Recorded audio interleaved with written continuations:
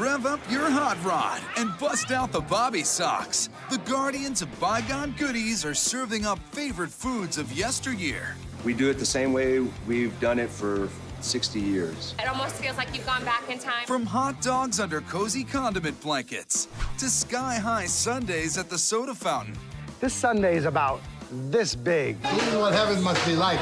And even some time-honored classics that take a turn for the unexpected. It's like a pancake and fried chicken had a baby and landed on our plate. It's like the entire deli on one sandwich. By the end, you can't believe you've actually eaten the whole thing. I almost got a salad, like an idiot. Food Paradise is keeping it retro. Call it a Red Hot, a Frankfurter, or even a tube steak. If you've got a taste for retro Americana, then your menu has to include hot dogs. When I was growing up, we'd have hot dogs for holidays like Memorial Day or 4th of July. I enjoyed being with my daughter and eating hot dogs. I think my earliest memory of eating a hot dog was on Friday nights before we would get ready to go to a football game. The hot dog is top dog at the Tennessee time-traveling restaurant, Corey's Doghouse. I've not had a hot dog at any other restaurant. Seriously, I come to Corey's. Corey's Doghouse is born in my imagination. Sean Sully Sullivan opened Corey's in 2009. It stems from my childhood memories of the perfect hot dog, and it just grew and was built from there. He remembers sitting at a drugstore lunch counter eating hot dogs with his mom.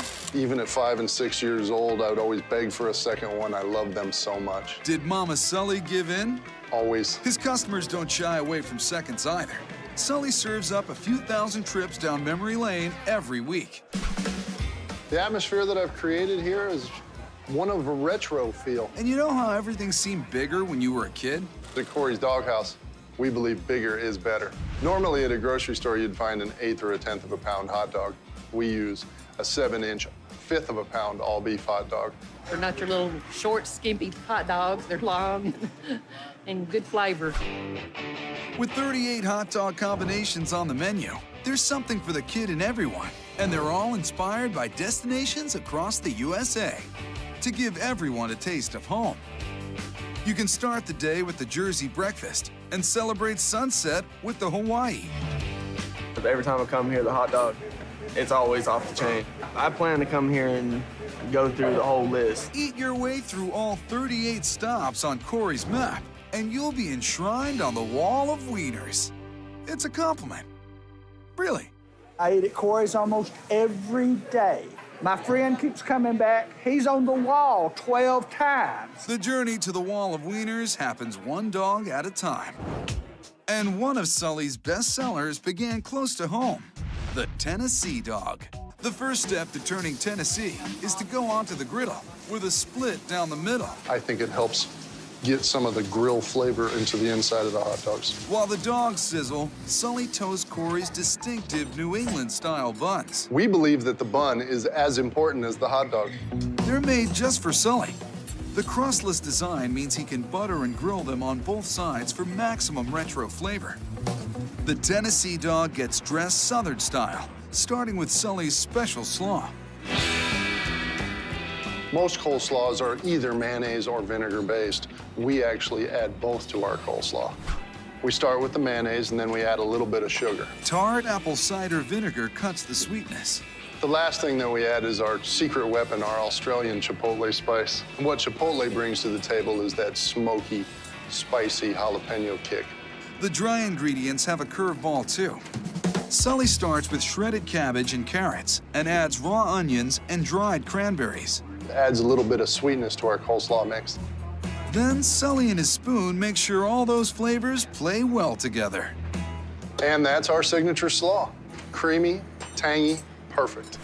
Of the Tennessee. It includes yellow mustard because it's a natural classic. Relish, we use neon green relish because it's a Chicago staple and I fell in love with it. Cincinnati-style chili, what makes our chili special is a traditional Cincinnati-style ingredients, including chocolate and cinnamon. And then 2 scoops of his coleslaw and raw onions. Wow, I need a breath mint already. And that's the Tennessee dog. Chicago-style relish and Cincinnati-style chili on the Tennessee dog? I think that's illegal or something. But Sully's customers aren't complaining. I love the Tennessee dog. It's just really well put together. It's everything I want in a good hot dog. Get some chili on top and warm yourself right up. I'll definitely come get this Tennessee dog again. Sully keeps tickling Tennessee taste buds with another of his best sellers called the Memphis Dog. It's time to make a Memphis dog. The grilled dog goes into the crunchy, crustless bun. Then he dresses it like they do in Memphis with a stripe of tangy barbecue sauce, chopped bacon, 2 scoops of his signature coleslaw for contrast, and grilled onions on top. And that is Corey's original Memphis dog. The combination of the barbecue sauce, the bacon, the coleslaw, and the grilled onions are pure Memphis tastes. The Memphis dog is really great. I love the coleslaw. The bread is not your normal bun. It's more like a Texas toast type bread. Corey's elevates the humble hot dog to its rightful place as a pillar of good old-fashioned retro food, no matter how you top it. When you leave happy. Ice cream! Why don't mine now? You scream! We all scream for Ice cream! At Brooklyn Pharmacy and Soda Fountain in New York City, the ice cream is endless. Good old-fashioned ice cream sundae. Can't beat it. The egg creams are authentic. I have an egg cream to stay and an egg cream to go. And the employees are jerks. No, really, soda jerks, running the counter like it was 100 years ago. You're welcome. Peter Freeman founded Brooklyn Pharmacy with his sister to capture some of the neighborhood's nostalgia. When you come to the Brooklyn Pharmacy, you're gonna get really good ice cream. It's a simple pleasure that brings you back to a time when things were really good and when you could go and you could have a great time with your family and you can laugh, and it's under 20 bucks. The store used to be a real pharmacy, the perfect spot for a soda shop. Soda fountains were something that originally were in pharmacies. The basis for soda fountains are seltzer, and originally that was believed to have medicinal quality. At the pharmacy, the past is still present. When I was very young, this was a real pharmacy. It wasn't an ice cream shop. It just brings me back memories of when I was a child.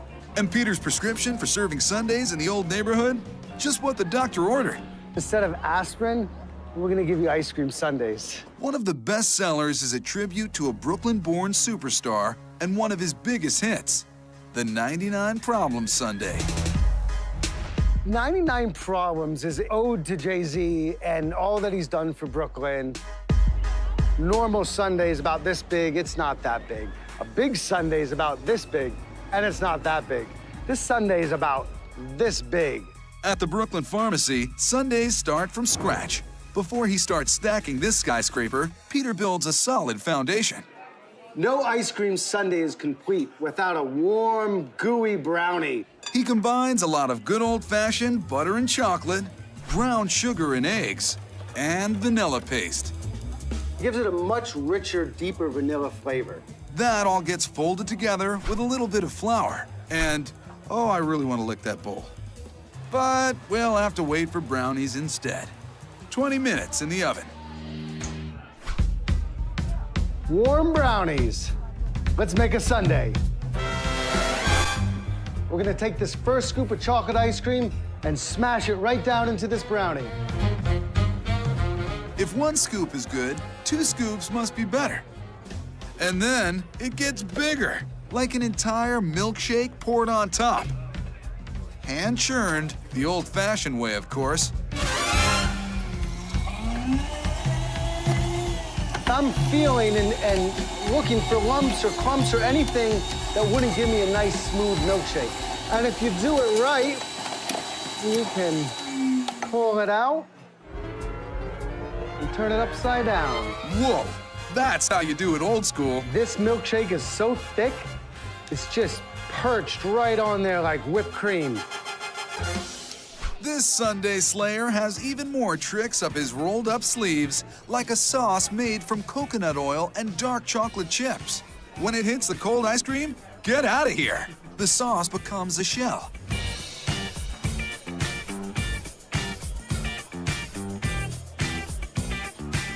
All right, and the cherry on top. And there you go, our 99 Problem Sundae. It's everything all topped. I don't even know what's in it. Oh! Is it brownie? Is there more brownie? 99 problems for this. 99 problems, but chocolate ain't one. It's so good. The pharmacy has a retro feel, but the menu is always being updated. One of the newest sundaes that people have been really digging is a sundae called the Downside Up. Basically, it's a deconstruction of an upside-down pineapple cake. On the bottom, or would that be the top, Peter puts a scoop of toffee crunch ice cream. What I really love about it is that toffee crunch, that caramel crunch. This sundae has pineapple compote on it. And it's really actually quite simple. It's just pineapple cooked in its own juice with a little bit of sugar. And another scoop of toffee ice cream. We put warm vanilla cake on top of the toffee ice cream, like a nice fitting hat. And then we cover the whole thing with warm caramel sauce. It's sweet, but also a little bit salty. He counters the warm sauce with a cool whipped cream flour. And for the cherry on top, a cherry. Here's the downside up. Enjoy. Thank you very much. I will. The cake was very smooth, soft, and then it melted into the ice cream. And with the whipped cream and the pineapples, it gave it a nice flavor. And the caramel that they put on it gives it a really nice texture and a flavor. And it brings out, you know, enjoyment. This is what heaven must be like. We can eat this and not get fat, you know what I mean? Brooklyn Pharmacy is using ice cream and nostalgia to make memories for Brooklyn's next generation. Everybody in the neighborhood knows who Pharmacy is and loves coming here. Children love it because they just love it, and grown-ups love it because it makes them feel like kids again. It's a place where people get together and connect with not just each other, but also our own history. The spirit of Delhi's past finds a home in Houston. It's like you literally step into a New York deli. With a sandwich big enough for Texas. You need an architectural degree to build this sandwich. This is the kind of sandwich we need to, like, make a plan for.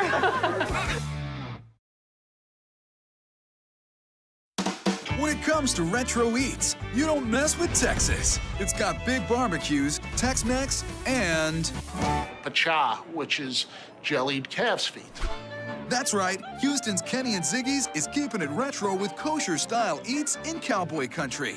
What really separates us apart is our Hamish Macholim stuff, or Yiddish specialities, such as pierogies, blintzes, goulash, kashavanishkis, rugula. Stuffed cabbage is the stuffed cabbage of dreams, and the kreplach that we make, no shtiklach, the whole ganze Welt.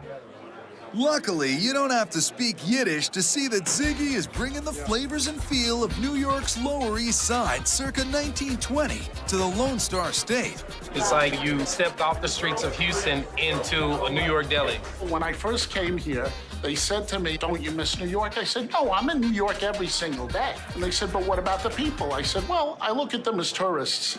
For his customers, it's a taste of home. I come here for sure at least every 2 weeks.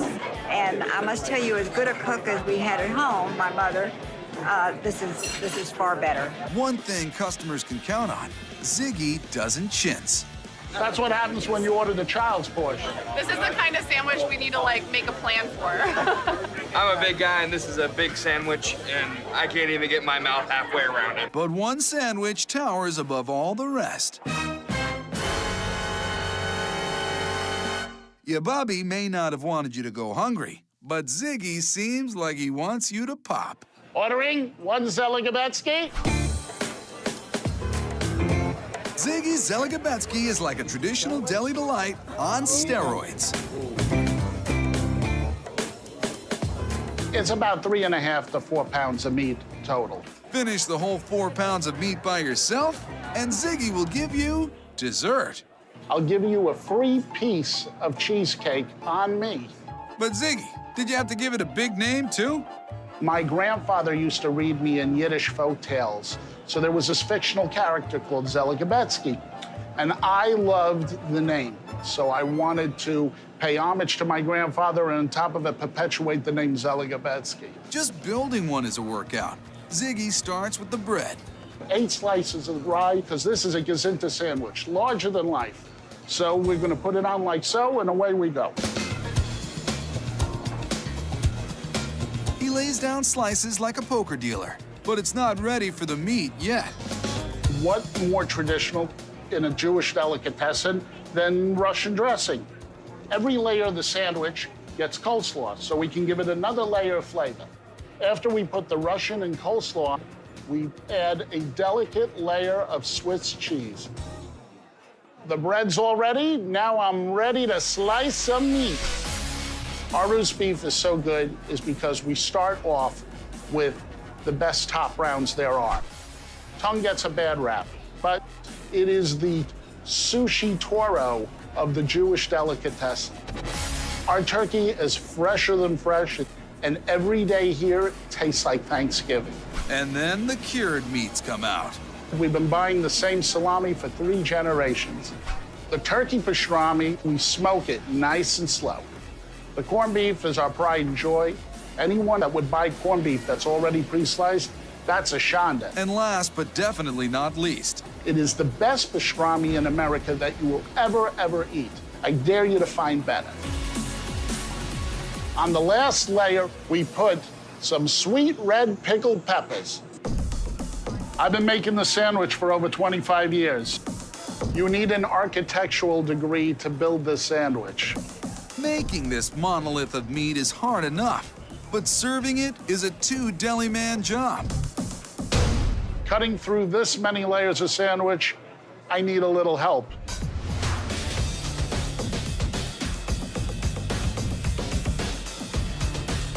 But to win the challenge, customers are on their own. You ready, Daryl? I'm ready.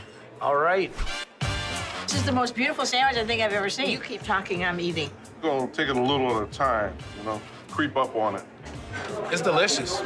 It's delicious. Fabulous combination with the coleslaw and the Russian dressing and the cheese and the rye bread. It's like the entire deli on one sandwich. Oh, look, here come the fries. All right, extra crispy. I'm very happy that I ended up here.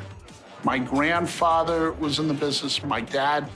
Hopefully my children will make a 4th generation, and it will continue on for another 25 to 100 years. In Texas, the only thing bigger than the Zeligabetsky is barbecue. Texans believe barbecue is a birthright. Sauce runs in their veins. I won't say it's bigger than football, but it's right up there. And generations of pit pilgrims have been called to this hallowed hall of brisket.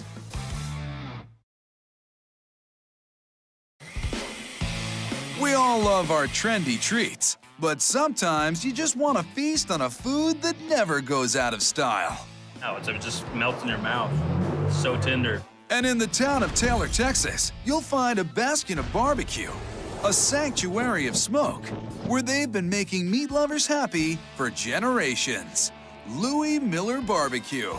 The ribs here are absolutely fantastic. The meat stands on its own. You don't have to put sauce on it. In Texas, barbecue is about as big as football. Since 1959, Louis Miller has served no-frills, old-style meat madness.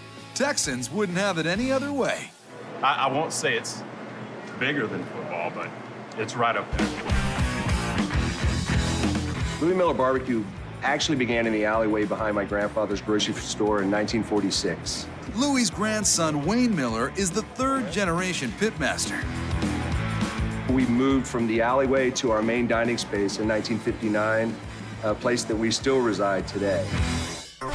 Louis Miller Barbecue is legendary for one cut in particular, a beefy, smoky, melt-in-your-mouth meat that all others are judged by, their brisket. The national flag of Texas barbecue is brisket. We do it the same way we've done it for 60 years. Wayne's brisket magic starts with a big hunk of meat and a knife. We start with shaping the brisket, blocking the brisket off. We don't actually tenderize the meat, but what we try to do is lower the profile to actually increase our airflow over this piece of meat.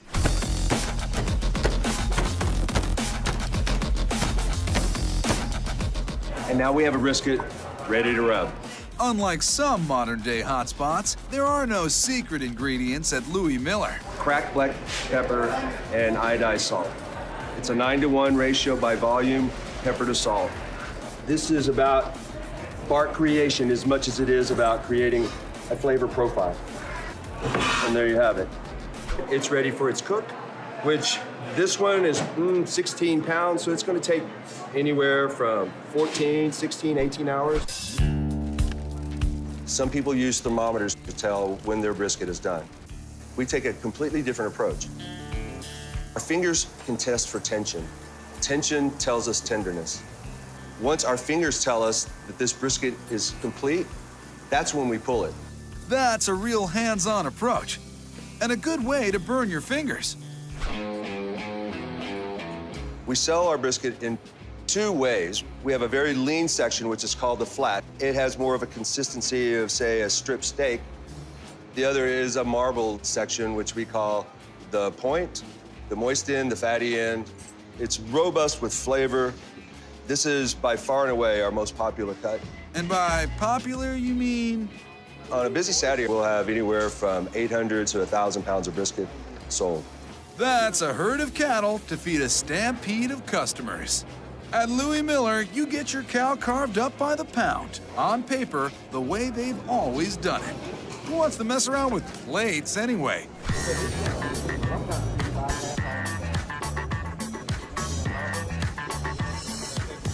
The brisket was excellent. It was tender and moist and very, very good.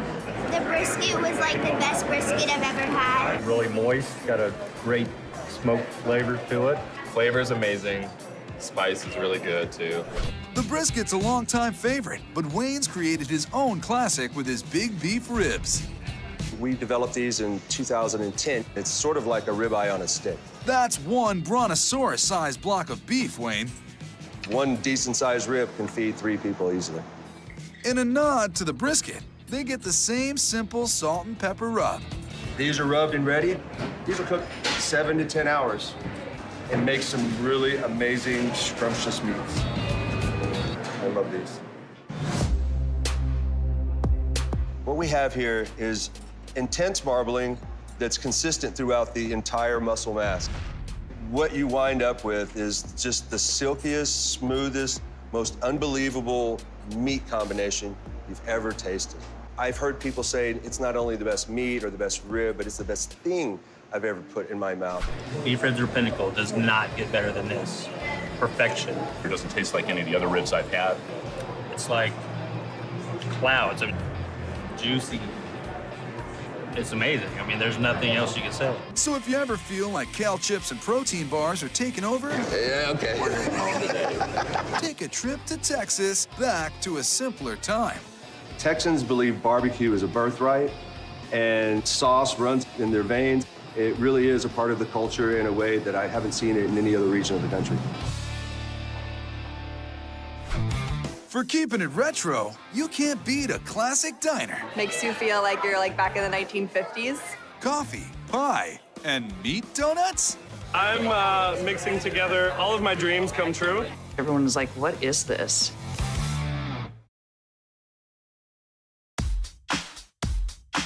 Whether you're going to a sock hop or rocking around the clock, fueling up on diner dishes is a time-honored tradition. I like coming to diners because they give me a nostalgic, retro kind of feel, and I feel really comfortable when I'm at a diner. And the High-Low Diner in Minneapolis is the real deal. Art Deco, 1957, built in New Jersey by the Padero Dining Car Company. We wanted people to walk in and say, man, this place has been here forever. Not quite forever. It was trucked in 2008, but customers get the vintage vibe. It has a very retro feel. Makes you feel like you're like back in the 1950s. It's like stepping back in time when you come to High-Low Diner. The High-Low isn't serving big plates of nostalgia. High-Low Diner is a mix of retro with a lot of new, exciting food concepts. I think it's somewhat of taking like a 57 Chevy, but yet you want to have, you know, power steering, power brakes. You want a brand new sound system. It has the new donut space with all these fun chicken, Korean barbecue, different toppings. Wait, what did she say? There's menu items that people can relate to. And then we've got the high tops, which everyone is like, what is this? Chef Heidi's high top is a fluffy puff of donut-like dough, topped with savory and sweet combinations. It's a donut, but it's not a donut. It's kind of a blend between focaccia, a pizza dough, and donut dough. They take about a total of 5 minutes.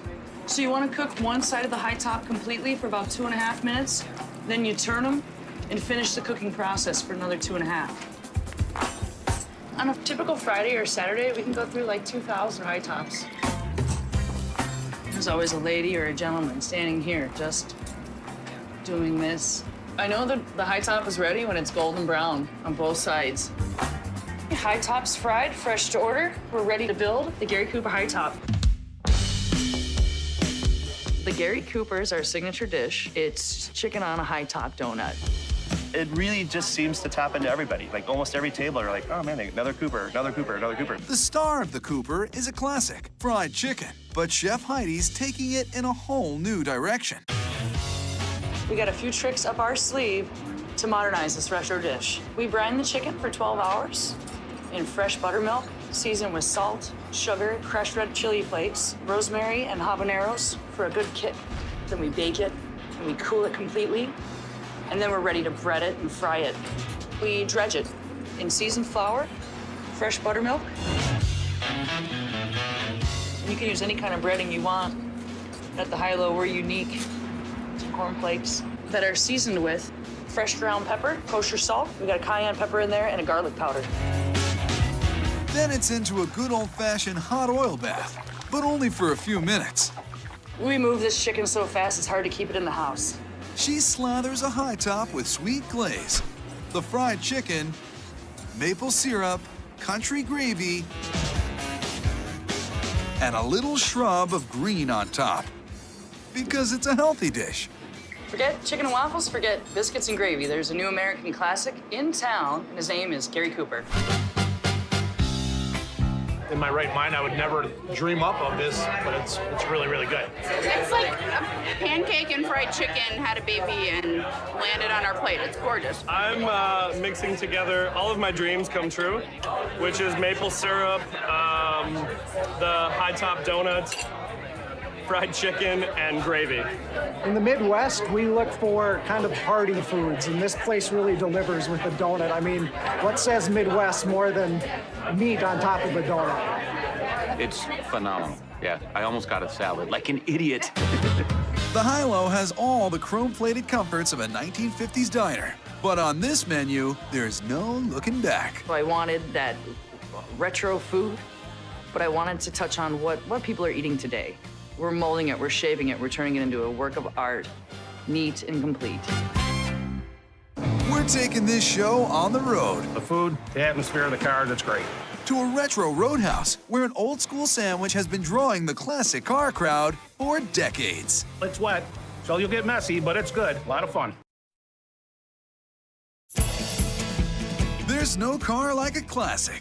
Big, fully loaded, and worth taking a trip just to enjoy it.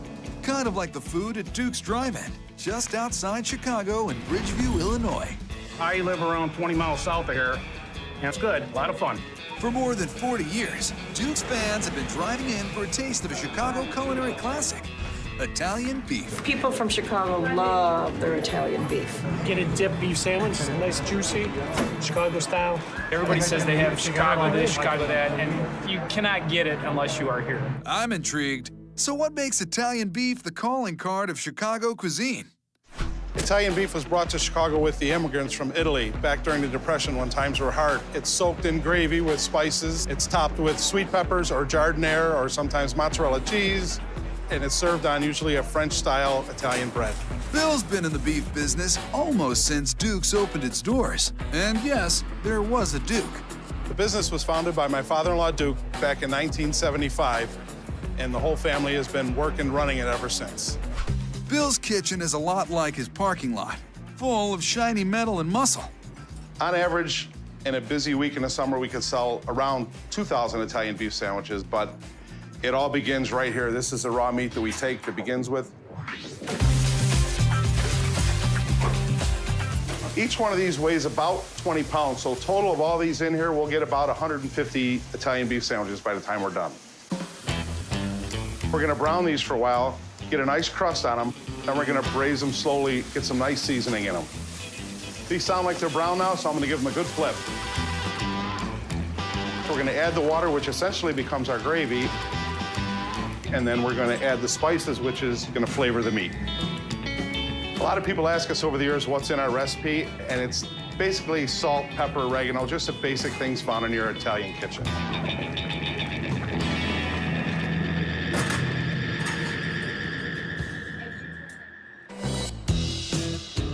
After the meat cooks and cools, Bill gets it ready for prime time. We trim it, we slice it, and then we bring it up front to make sandwiches. Bill serves 2,000 sandwiches a week, so he doesn't slice it all by hand. The key to slicing is you want it paper thin as you can slice it together so that when you pick it up, it'll be in one piece.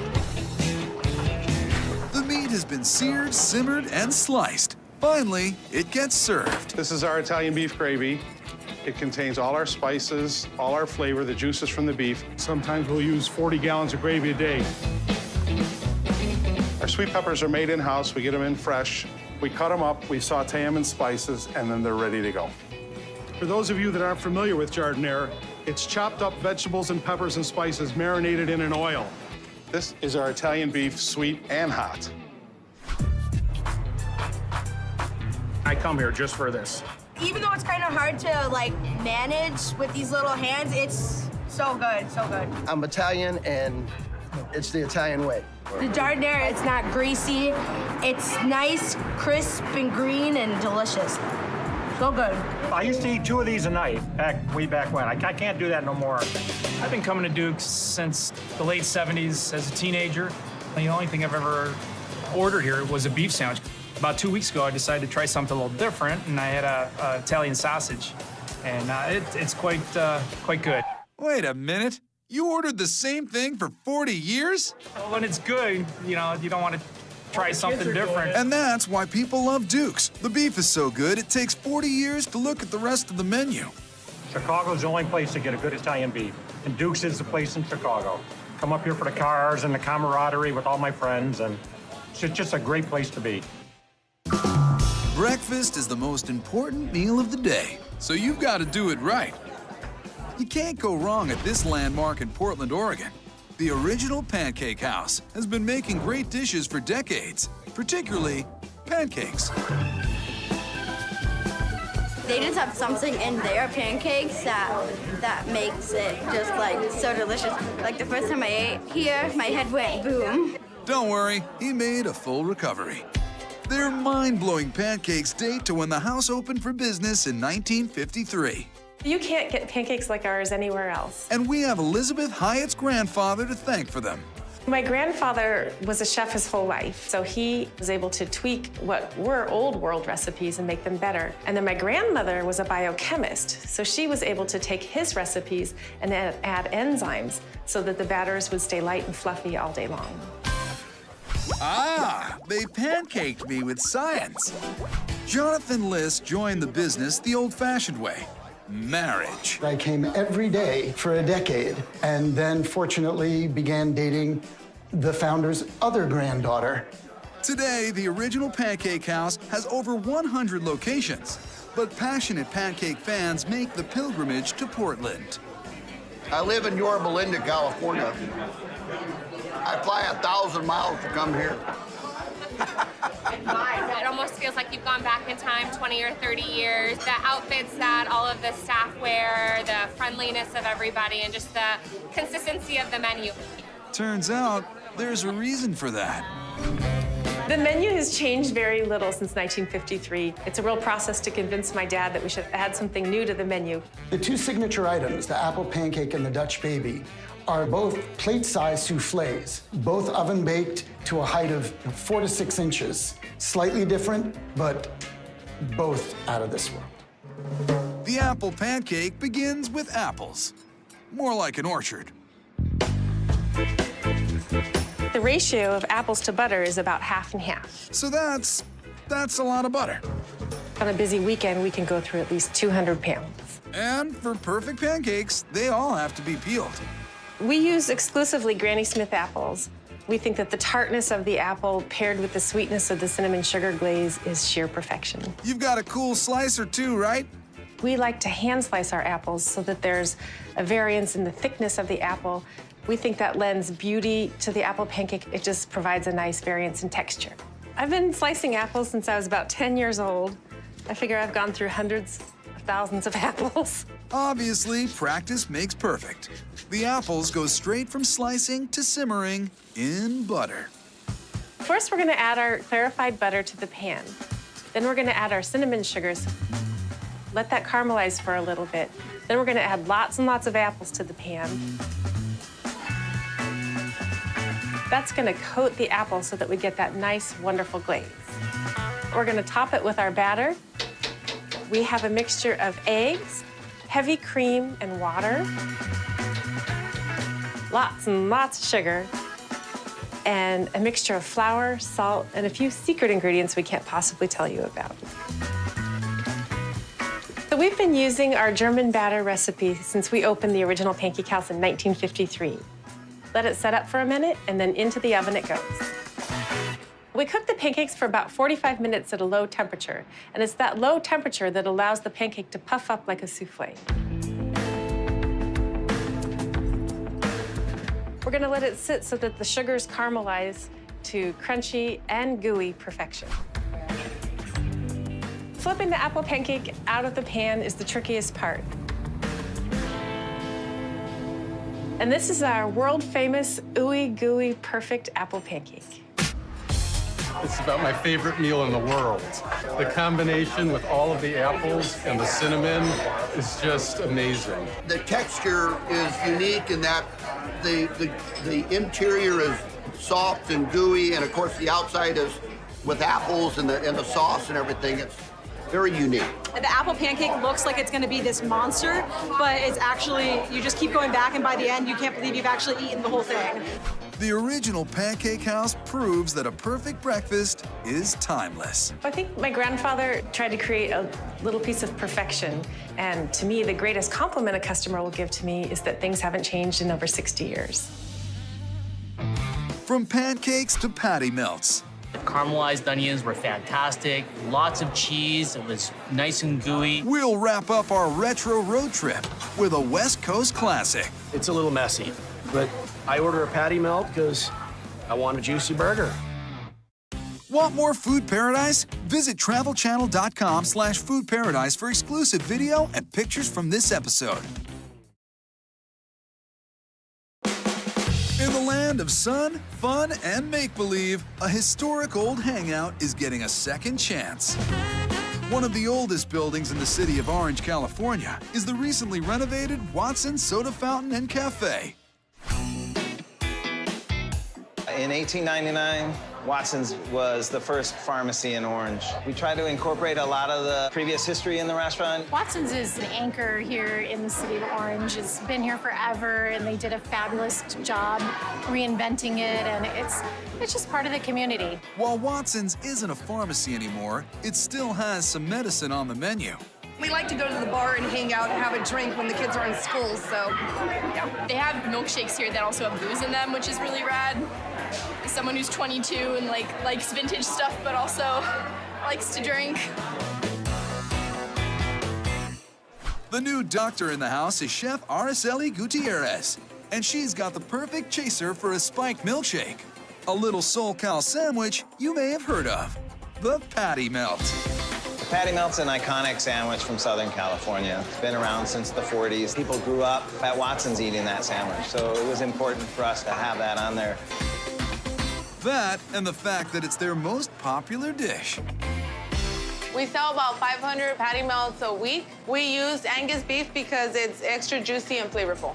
And Chef Araceli has a prescription to add even more flavor. You can't have a burger without a special sauce. We like to call ours our pharmacy sauce. We have mayonnaise, ketchup, sugar, relish, yellow onion, and salt. She adds red wine vinegar and Worcestershire sauce and mixes it all together. Pharmacy sauce, just what the doctor ordered. When you order a burger, it normally comes with lettuce, tomato on a bun. But a patty melt, it's a completely different thing. It's sandwiched with mushrooms and cooked onions served on rye. It all goes right on the griddle. Chef Araceli lays down thick slices of buttered rye bread. 4 slices of Swiss go on the hot rye to melt. While those toast, she caramelizes the mushrooms and onions. And then she stacks all those layers of juicy goodness into a sandwich of truly historic proportions. And then we add that delicious pharmacy sauce. Oh, yes. The only problem I see is, how do you fit that in your mouth? Before we serve the patty melt, we have to finish it off on our press. The press gives it a nice crunchy crust and a squish. Here's Watson's famous patty melt ready for lunch.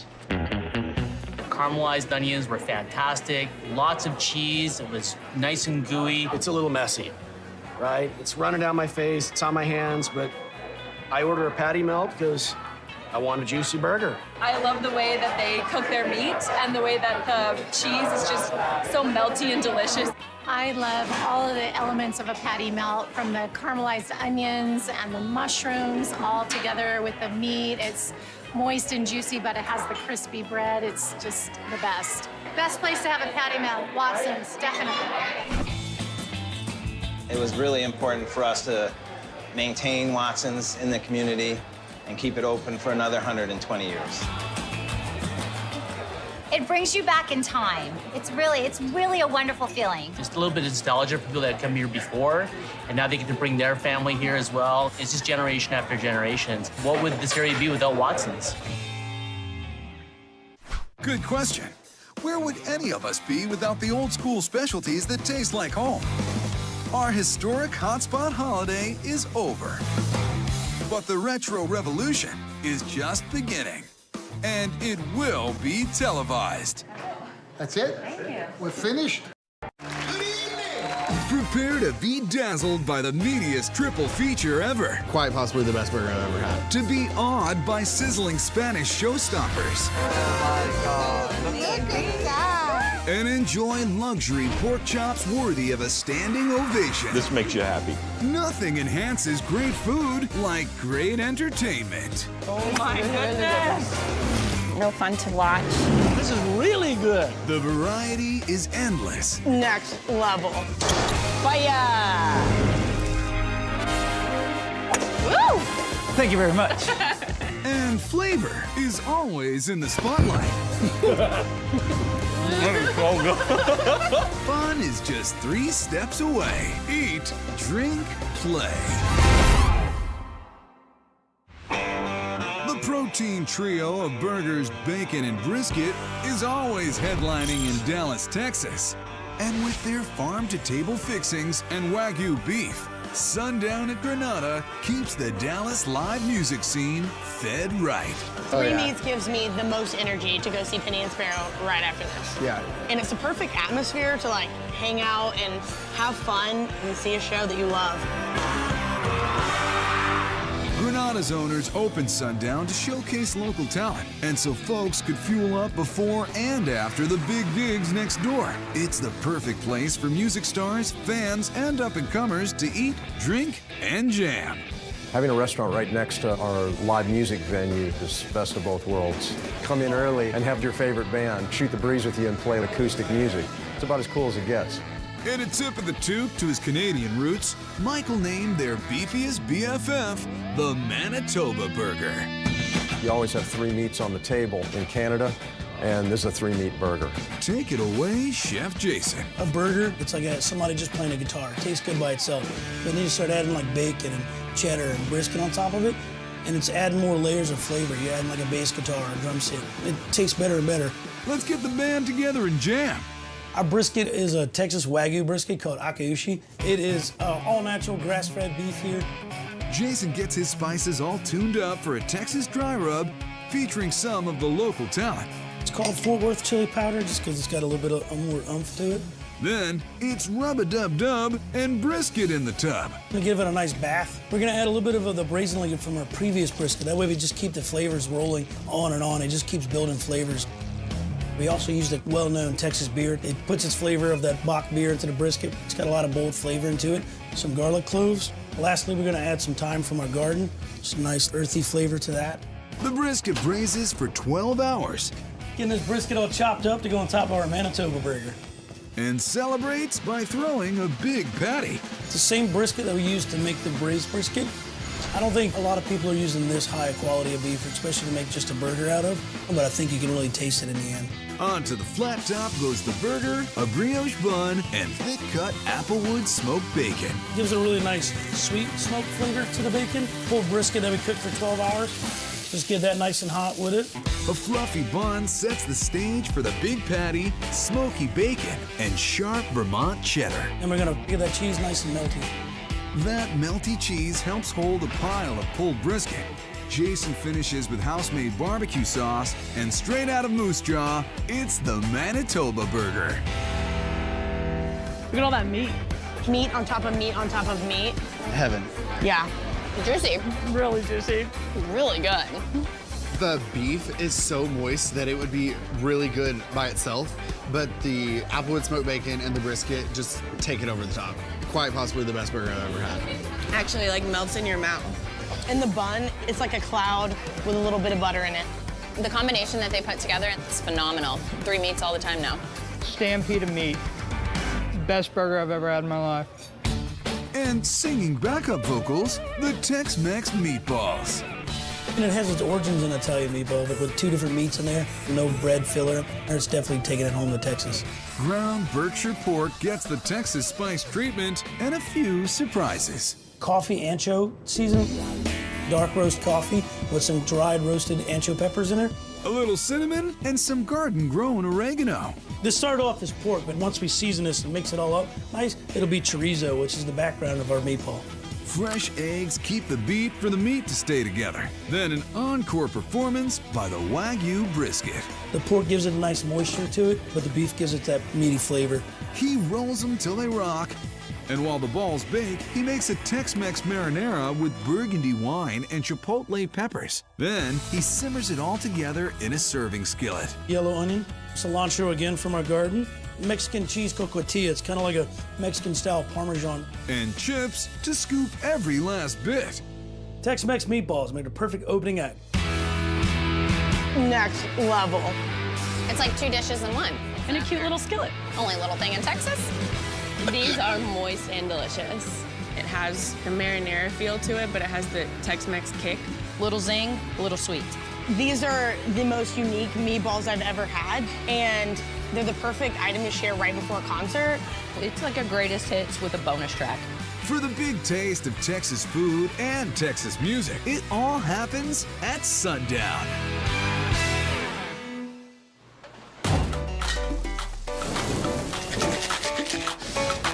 Fun seekers in Long Beach, California know this.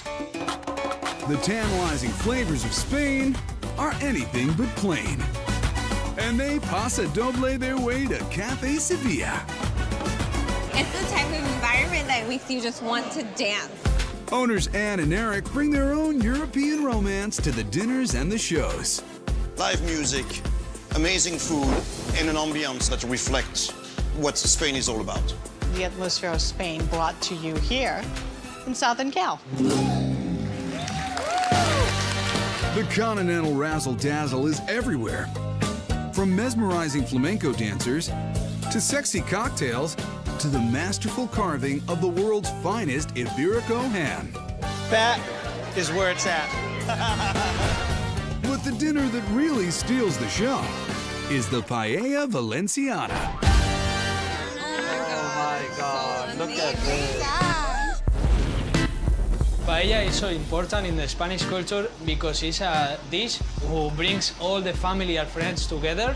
Instead of make the barbecue, we make the paella.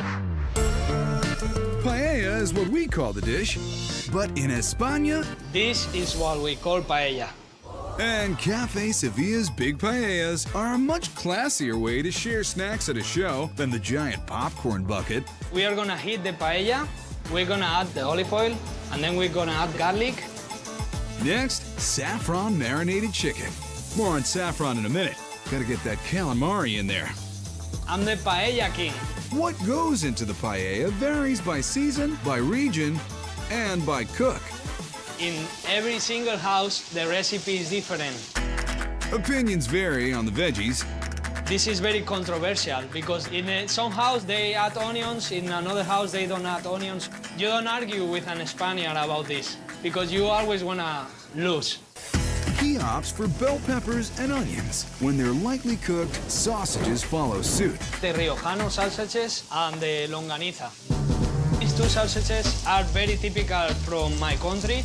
After spicing it up with some fiery brandy, Sergio calls a SAF meeting. Saffron is gonna bring you the color and the flavor. Why don't more places get their saffron on? The saffron is very expensive. We buy the most saffron all over the United States. Special spice calls for special rice. Bomba rice is different. It has more starch. Bomba rice is a bomb. Sergio cooks that starchy staple in lobster stock and stocks up on shellfish. Mussels. In this dish, the pink scallops are the star of the paella. The shells open as the rice cooks. It's gonna start sticking to the bottom of the pan, and this we call socarrat. It makes a lot of flavor to the paella. It's so good.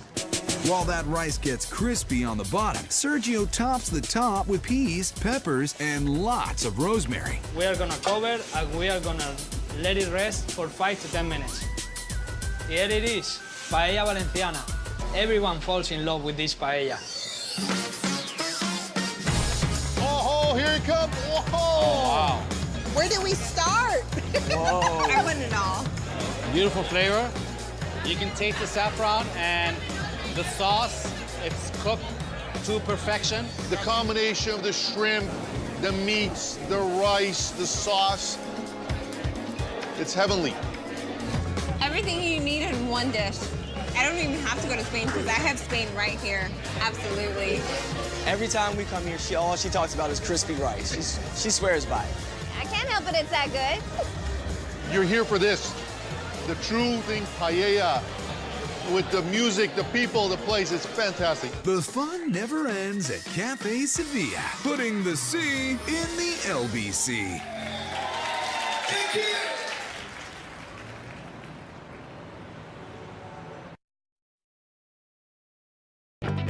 In the Midwest, dinners and shows go together like meat and potatoes. Breeze on up to Chicago, and you'll find a rainbow of rarefied flavors and high-flying fun at Carnival. It's very colorful, very festive. It's a party. You know, as soon as you walk in, you know that you're gonna have fun. You know that food is gonna be amazing. To come to this place and see the dinner and the show that we put on, it's really a magical thing. It's theater on steroids. You're eating and you never know what's gonna happen here. From acrobats above to sweet cotton candy, a meal at Carnival feels like a day at the fair. Heart stopped. It's crazy. Yeah. It's this pop-up performances where it's this 5 minutes of entertainment and then another hour passes and you have someone else come out and do something else. But the food, like the action, is elevated. Try on their version of this Cuban classic, Ropa Vieja. The meaning of ropa vieja is pulled clothes or shredded beef. It's very complex, but it's at the same time very homey and needs to be eaten. Ropa Vieja is mostly made with brisket, but nothing about Carnival is conventional. We use veal cheeks. It's delicious. They have richer and deeper flavor. You gotta be very generous with salt and pepper. It's gonna cook for quite a while. The cheeks get a quick sear, then take a rest. Meanwhile, Chef Rodolfo throws a mixer for carrots, celery, and onions. Of course, red wine livens up any gathering. That's what it means to get drunk with flavor. Now we're gonna add these veal cheeks back in. A little bit of veal stock. In the oven, that meat practically melts. Oh, that smells great. See, that's what you want. It's falling apart. You guys looking at me like you want this, right? While the cheeks chill, Rodolfo reduces the stock. This is where all the flavor is. This is what's gonna give our final dish all that richness.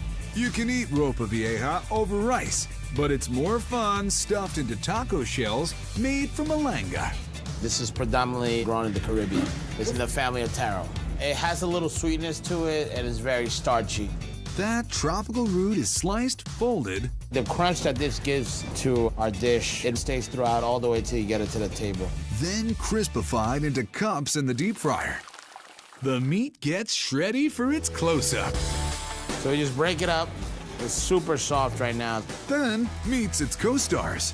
Sauteed veggies, the reduced stock, and roasted plantains. This adds sweetness to our beef stew. Put a little bit of that braised beef right into every single shell. A little aioli, then pickled onions, cilantro, and queso fresco complete our first act. Ropa vieja worth a round of applause. The spiciness of the braised veal chicken is so tender, melt in your mouth. The marinated onions that give it the tart. A nice fresh from the cilantro. The aioli is delicious, and a little tang from the cheese is really, really good. The ropa vieja, by itself, is an unbelievable, it's a show on its own. It's full of flavor, and it just falls apart in your mouth. It's amazing. The braised beef is just so tender, and there's a little bit of sweetness with, I think, plantains on the inside. Every time it's so good. It's crunchy, it's a little sweet, perfect salty. It's awesome. We always have to fight over that last one. Rock, paper, scissors for it. Do that. 1, 2, 3. Go. Yes. You're gonna want an encore performance of their fruity fabulousness known as Carnival cake. Our signature Carnival dish. It's like a global rainbow of chocolate and ice cream blended together. The sweetness starts with a flavor straight from the land of Carnival, cocoa. This is more like a fudge brownie, nice and rich and full of chocolate flavor. A fudgy layer is spread with the first flavor in a creamy, colorful trio. We just spun our mango ice cream, so I'm just gonna go ahead and put that right in. Layer number 2, perhaps some pistachio. As you're eating this, you get a little bit of crunch. We layer the fun here at Carnival. Another chocolate cake, and chef brings the berry with red currant. So this would be our final layer of cake. After a deep freeze, our colossal cake is so big, chef needs a saw to slice through it. Say hello to my little friend. This is how we chill out at Carnival. Show's over. Who wants dessert? It's like Neapolitan done the Latin way. That's fantastic. Have that sweet mango with this pistachio, the dark chocolate. It's so, light. I was on a diet, but bye-bye. The show is great, but this is how you want to end the night. But beware, at Carnival, every action has an equal and opposite distraction. Okay, the airlift is coming back up. Oh.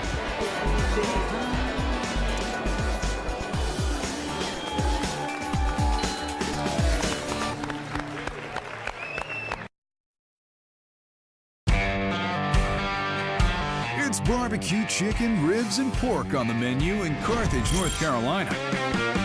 And with a population less than 2,500, when they want a show, they fly it in. And it lands right next to Pick and Pig. Coming to Pick and Pig is an adventure. The food is always delicious, but the big thing is, you got airplanes out here. It's definitely a meal and a show because they'll do some tricks. Real fun to watch. Mother-son team Janie and Ashley Shepard knew that a runway view barbecue could really take off. They get so excited, not just the children, but adults. But I always say it's not just about the plane. Hopefully they'll enjoy their food. How can you not enjoy a soft landing with this once-a-week charter special? Saturday Ribs. Our ribs are great because of the time that we put into them. We cook our ribs low and slow. We really baby them. Just like I baby them. Mark your calendars, because Ashley's ribs are so time-consuming to cook, he can only make them once a week. Just on Saturdays, a lot of times we're here, they don't have one. Lucky for us, it is Saturday, so Ashley's mixing up his rib rub. It's easiest just to say there's no orange juice in it. Otherwise, it's pretty much everything else. We worked on this rub for several months. We came up with a lot of duds before we found the one we were happy with. No matter how special the rub, Ashley goes easy. We're not putting a lot on there because we just want to enhance the flavor of the meat. It's very unadulterated. It's a little dry rub and a lot of smoke and a lot of love. He's not kidding. Ashley tends to those ribs like a mama bear. Every hour or so, as they're cooking, we spray them down with vinegar, and the vinegar absorbs into the rib, tenderizes and flavors the rib. And just before the ribs are ready, he hits them with a homemade sauce that's a little different than most you find in these parts. This is our honey barbecue sauce. This is more of what we call Piedmont style. Piedmont style has the traditional Carolina vinegar base, but adds in tomato paste, building a bridge between sweet and tangy. We're trying to make everybody happy here, which in North Carolina is kind of ridiculous because you never make everybody happy. But after 5 hours in the smoker, those ribs seem pretty pleased with themselves. That's exactly what you want, that intense pink on the outside. Ashley cuts a few bones and plates them with coleslaw, beans, and cornbread. Live from Carthage, it's Saturday Night Ribs! Oh, man. Oh, man. That is good. The glaze is super. I like the glaze a lot. You really get that sweetness right on your tongue, followed by savory, spicy, salty flavor. So the sweet and savory together is really nice. She's getting her groove on. Yeah. The soaked-in, baked-in sauce forming a perfect bark, tender meat. We call these $100 ribs because we'll burn $100 worth of gas to come here and eat them. You can't waste this off a napkin. This has got to go back into the mouth right here. What's the best way to follow up Saturday ribs? The Barbecue Sunday. Our barbecue Sunday recipe really came out of the fact that we were working the state fair here in North Carolina, and we wanted to have an item that people could hold in their hand and walk around and eat, and it's gotten to be really popular. We get a lot of questions about, is there ice cream on your barbecue Sunday? No. It's not ice cream. It's pork butt that gets the same house rub before spending a few hours in the smoker. But then Ashley throws a change-up. We do something called the Texas Cheat. About 5 hours in, we wrap it up in foil and finish it for the last 3 or 4 hours. And we open it up. It's just mouth-watering delicious. This is what we look for, this intense pink. That's the filet mignon of the butt right there. Ashley places the pulled pork into a mason jar, then layers on baked beans, coleslaw, and a pair of fresh fried hush puppies. And here you are, Carolina Barbecue Sunday. Look at that. Tasty. The combination is all there. The slaw is cold, the beans are warm, the meat's hot, and they're all blended in, so you get a little of each and every bite. It really is quite good. This is my kind of fun day Sunday. With entertainment in the sky and barbecue that's out of this world. At Pick and Pig, there's nothing but happy landings. Coming in hot. Whoa, it's going. Oh, it's like your first landing.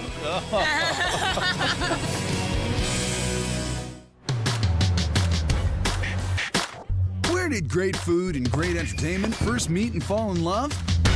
If it wasn't Las Vegas, it should have been. Of course, that's also the best place to do a little swinging. Top golf! Whoa! Why just watch when you can be part of the fun at Top Golf? The biggest backdrop, the lights, the city, it's beautiful. Food, drink, hitting balls, why not? Top Golf was born in London, England in 2000 by brothers that wanted to bring a different element to a driving range. Hit the ball, introduce drinks, food, and it brought us where we are today. And where they are today is 4 floors to channel your inner golf pro. That's 107 bays where you and 5 friends can tee off and tuck into some creative snacks. Like Chef Chris Vaughn's tribute to summer cooking, the Backyard Barbecue Wings. This is a dish kind of inspired from cooking with my dad in the backyard. We're gonna take our chicken, we're gonna brine it. The brine's got some sugar and salt, citrus juices, and aromatic herbs. Let's fly these wings into the cooler. Here's a tip for getting your chicken extra smoky. Towel them off after their brine bath. When the chicken wings come out of the brine, we pat them dry, and then we rub them with a spice rub. Can't really smoke a wet wing. After 2 hours in the smoker over cherry and pecan wood, the wings hit the grill. Now we're trying to get a little char on there to render that fat off and make them crispy. Most wings blast you out with car alarm levels of spice, but these are a symphony of savory, thanks to Chris's secret garlic vinaigrette. That showcases roasted garlic and some other top-secret herbs and spices. Basting it with garlic vinaigrette here, get a little love in there. Vinaigrette adds a little sweetness and richness to the wings. These things smell delicious. That'll rest on a pretty pile of carrot and celery ribbons. A little bit more of that garlic vinaigrette. Topgolf Las Vegas backyard wings. So good, you won't want to share. This is a perfect wing. It's not a hot wing, but it has a smoky flavor like it's been on the grill. But there's also a good marinade to it. You know what I mean? Like, it's tender. It just falls off the bone. I love it. It's like they're off a backyard grill. They're really smoky, and then you got this tangy garlic sauce on them. It's totally different than having buffalo wings. It's fantastic. These wings are just melting in my mouth right now. I could eat the whole plate if I didn't have to share. Another dish that's too tasty for two. This one's an ode to Elvis, the Memphis Burger. We start with our signature patty, grilled pork belly, white cheddar cheese, whipped peanut butter, and jalapeno raspberry jam on our brioche bun. Did you say? Yes, I said peanut butter. Whipped peanut butter is kind of ode to Elvis. I'm in. But first, I got pork belly fever, and there's only one cure. So we got brown sugar, kosher salt, a little bit of curing salt. We're gonna make sure we rub that evenly in here. I love rubbing bellies. That'll brine for a few days before Chris smokes it super low. Several hours later, this happens. Bacon. A few slices will sneak off to the VIP lounge with the cheddar to melt. The patty is a chuck brisket short rib blend. It's the peanut butter that really unites it all. A secret sauce with only one ingredient. Literally just whip in a little air, just makes it a little bit more spreadable. Burger's ready, pork belly's ready. Let's dress this Memphis burger. The first layer of this burger's dressing? A tangy jalapeno jam. You got the jalapeno going with the richness of the pork belly, and then the sweetness from the jam going with peanut butter, like peanut butter and jelly. Topgolf Las Vegas Memphis burger, fit for a king. Oh, wow. It's so good. The peanut butter, the jelly, all of it just all in one. It's amazing. For some, mere words are not enough. It's so yummy. At Topgolf, even a one-on-one dinner date can turn into a party of fun. Woo! Thank you very much.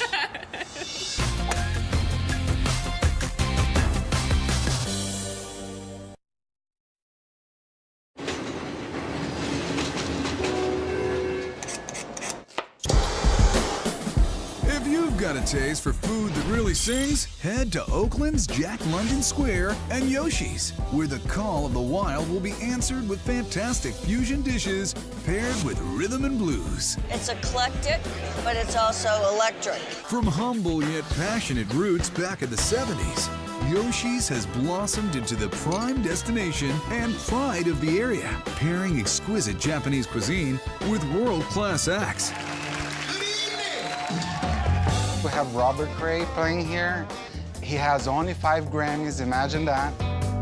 Everywhere I go in the jazz community, I say, oh yeah, we're from Yoshi. Oh my God, Yoshi.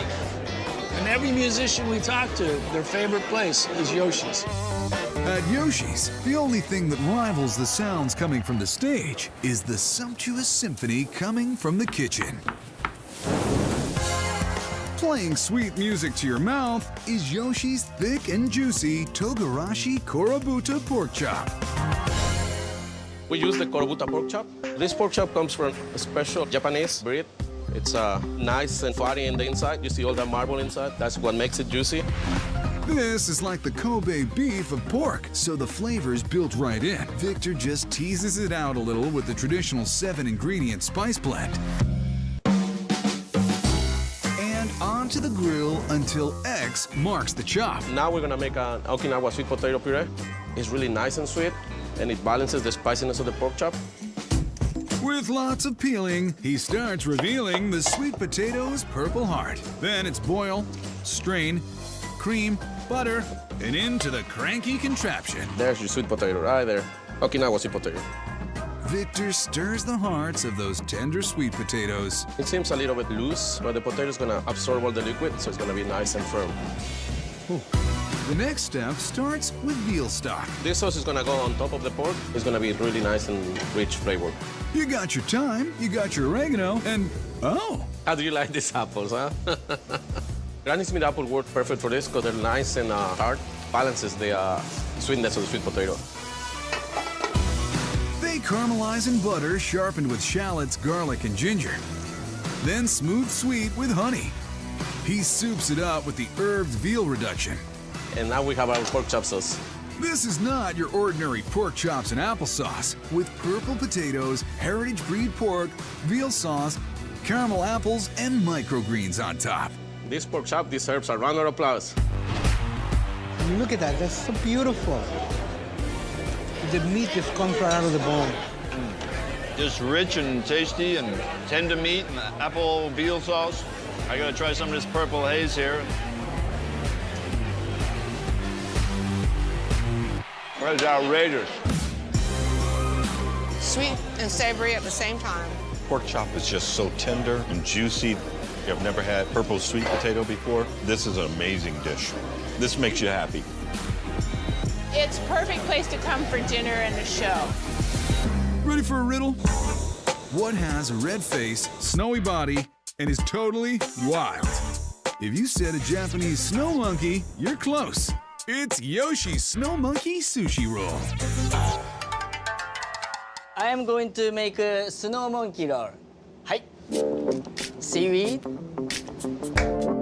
He covers the seaweed in sushi rice and gives it a flip. And we have a shrimp tempura roll to roll it. Whoa, slow your roll. A bamboo mat seals the deal. Then snow crab and creamy mayo sits up top. Next, Haru summons the salmon. Salmon, big chunk salmon. Cut. Ta-da! Spicy mayonnaise and homemade soy sauce get in line. This is a sweet soy sauce and not salty. Fire! Fire! Like this. Say konnichiwa to his little friend. Not too much, just seared salmon. Onto a microgreen garnish go flying fish eggs called tobiko to form a row of roe.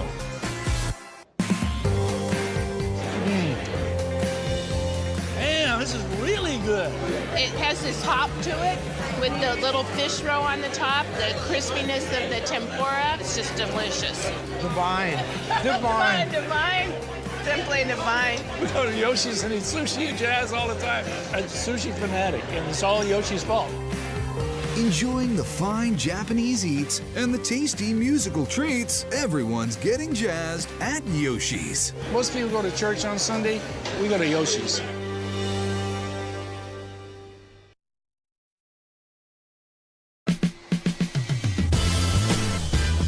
Move over, Broadway. The best show in New York City is the miraculous view and quality grub at Long Island City's Penthouse 808. There's something about the New York City view that you just can't get tired of. It's phenomenal. It really does feel like a performance when you come out here. Sure, the show is nice, but on the Penthouse 808 balcony, it's the Pacific Rim plates that get a standing ovation. It's delicious. I just want to eat it all. First, you get an eyeful, and then you get your belly full, okay? You could really experience all of Asia. Everything from Thai to Japanese food to Chinese food and even Hawaiian. Chef Seth keeps the diner's eyes on the plates with sweet tropical succulents, like the Hawaiian skirt steak. The only way you're gonna get island flavor like this is if you actually go there. If it's Hawaiian, you know there will be pineapple. You're looking for around a ½ inch perfect ring. We're seasoning the pineapple with togarashi seasoning. It's basically the Asian version of the 5-spice powder. It creates a nice burnt hickory aroma when it hits the grill. We're smelling the glazing of the pineapples right now. It is sweet and delicious. We're looking for a little bit of a char on the outside of the pineapple rings. Sugars and juices set, in comes the sauce. We're gonna start adding some teriyaki sauce and some sweet soy sauce. As well as lemongrass and ginger. Lemongrass definitely has a little bit of a citrus note. It tastes like summer. So when you're here in the wintertime, it'll remind you of Hawaii. This sky rise of flavors blends into a glaze with the chopped pineapple. This is like an island drink for steak. Without the little umbrella. Skirt steak is a little bit of a thinner cut, so this glaze will adhere to this steak perfectly. It'll be nice and crispy and crunchy on the outside with the sugary glaze. The skirt steak hangs loose for 24 hours. The acid inside of the pineapple helps break down the structure of the steak itself. It gives it a very tender taste. Then the grill creates the light crunch. The sugar from the pineapple is caramelizing on the steak. The steak is getting a nice crispy sear on the outside, locking in all those amazing juices. You can't have a Hawaiian dish without lots and lots of pineapple. Chef pairs the beef with pineapple fried rice and adds a little surprise on top. Penthouse 808, where the only thing prettier than the plate is the view. Oh my goodness. I taste the spice with the pineapple, and then the meat comes just adding so much flavor to it. It's heaven. I can make a meal just out of the pineapple. Look at all the char on there. You kind of bite into it, and the juice just comes right out of the pineapple into the steak. It looks really good. I can't stop eating it.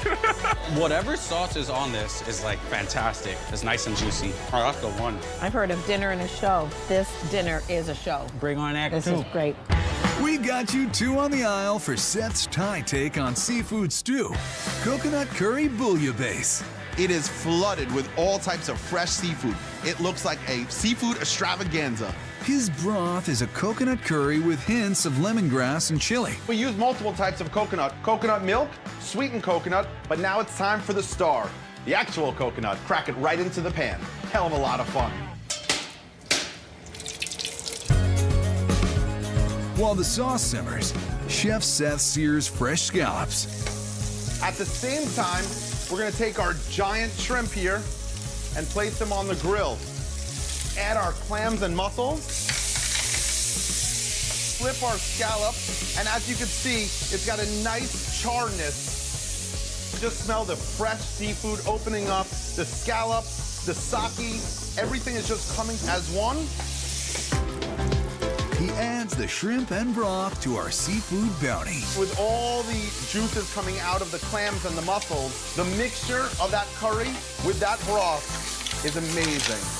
And it's served in a cute little coconut shell atop lime-flavored rice. The guests that come here, they're looking for a ton of seafood, and we give it to them. We literally douse your plate with seafood. Our coconut curry bouillabaisse is so good, it doesn't need a second act. This is everything. It brings me to the beach, and I can have that in a cold night in New York City. That is crazy. I'm obsessed. It's a tropical island in Long Island. These mussels, they're just so soft and tender, and they're juicy, and they go perfect with the coconut. This dish is a showstopper, for sure. There's always room for an encore at Penthouse 808. You got the view, the food is excellent. And the company. Oh, absolutely. I mean, come on.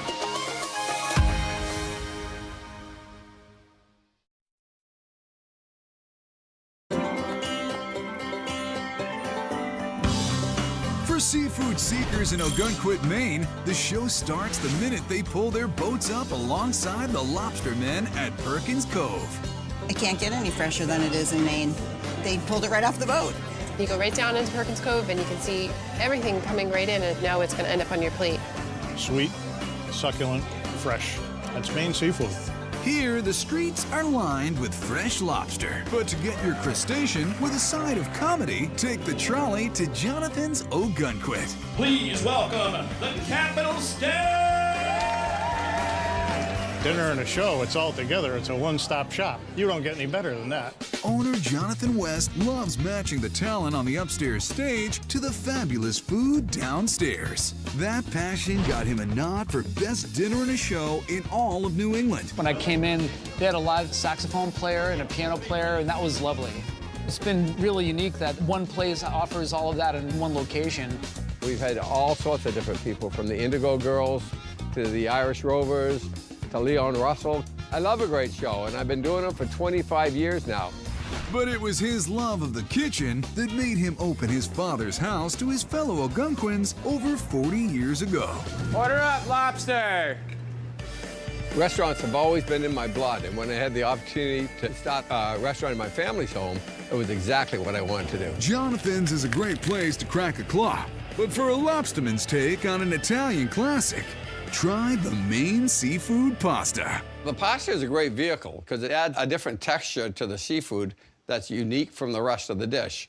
Jonathan boils off a bucket of lobsters, then cracks them open like a real pro. Instead of paying $30 for a special lobster fork, I paid $1 for a regular fork, and it works great. The knuckles are the tastiest and the tenderest. So you just break it with the fork, it pops right out like that. Once the lobster is fully freed, Jonathan starts the dish by searing fresh shrimp with shallots. Oh, they're beautiful. We're gonna put the garlic in. Now we're gonna have not only beautiful tasting, but we're gonna have the smell. Oh, wow, you wouldn't believe it. The bounty of fresh seafood builds with in-shell clams and lobster tails. Then, the tastiest and the tenderest reappear. The shells are gonna add a little flavor to the bottom of that pan. And I've eaten lobster all my life, and I still want to eat these.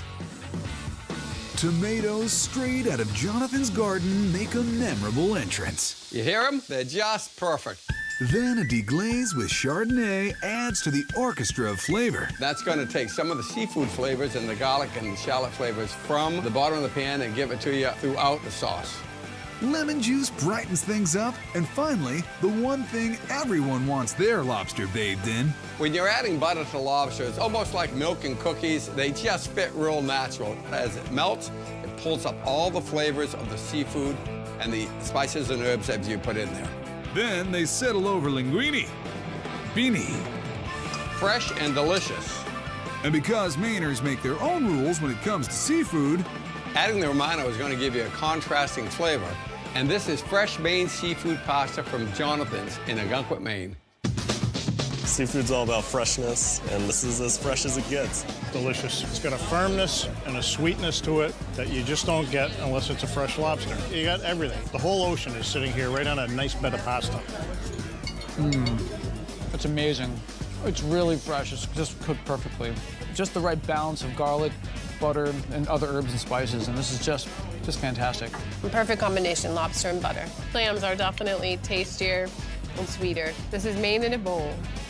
We had a great meal, and now we're looking forward to seeing the play upstairs. It's just a great night. Do you come to Jonathan's more for the food or the entertainment? With the show and the beautiful meal in front of us, I still have to vote for my wife for 35 years.